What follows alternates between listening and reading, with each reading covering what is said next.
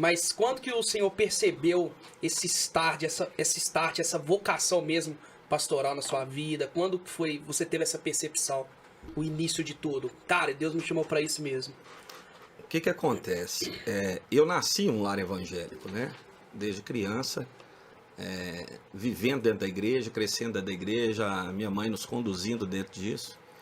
Então, assim, naturalmente era um ambiente que, para mim, era natural, né? Vivendo dentro daquilo fazia parte da minha vida. E, primeiramente, eu comecei dentro da igreja na música. Né, surgiu na década final de 80 para 90, a questão de bandas era muito forte. Não tinha assim uma valorização hoje da música como é hoje, né? Não tinha tanta tecnologia, visibilidade. Então existiam grupos, né, que o prazer era poder viajar e estar cantando, né, dentro de igrejas, dentro de eventos, e a gente naturalmente começou assim, por influência de algumas pessoas. Na minha época tinha uma banda chamada Rebanhão, que foi uma influência muito grande na vida da gente. E para mim era aquilo ali, nunca tinha pensado nada, né? Mas o fato de você estar dentro da igreja não quer dizer que você está dentro daquele ambiente, isso naturalmente vai trazer convicções para a sua vida, né? Parece que às vezes a gente se acostuma com essa questão de estar dentro daquele ambiente. Eu sempre prego sobre isso, né? A gente não pode se acostumar, às vezes, com o ambiente, com o cenário.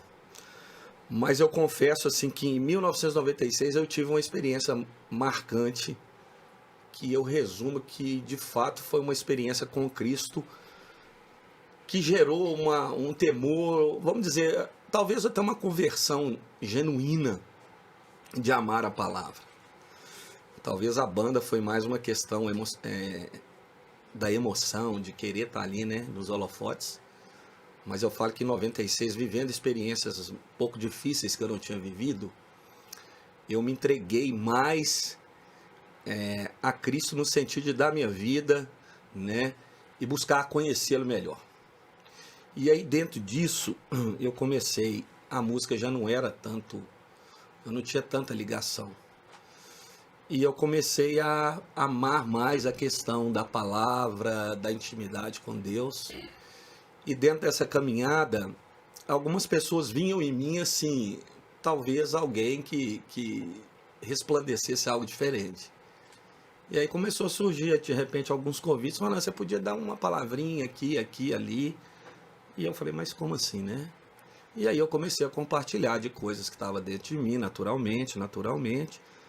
Aquilo foi me aquecendo, mas ainda não tinha uma convicção do chamado pastoral. Eu gostava muito de servir, né? Dentro do serviço, eu comecei a ligar isso com a palavra também. Então, isso se tornou mais forte, né? Pessoas começaram a falar isso. E eu lembro que uma vez eu estava trabalhando numa empresa de informática, até encontrei recentemente um amigo, pastor Nilson, e trabalhávamos como vendedor e ele também era vendedor. E ele já era pastor e eu lembro que eu estava fazendo faculdade, fazia lá alguns exercícios no intervalo, e ele falava, Ronan, para com esse negócio, rapaz, de ficar fazendo cálculo de matemática, essa coisa toda aí. Você tem que começar a fazer esboço de sermão. Eu falei, mas como assim? Ele falou, rapaz, você foi chamado para pregar, só, você tem que fazer esboço. E eu ri, outro dia encontrei com ele e a gente ficou lembrando disso, né?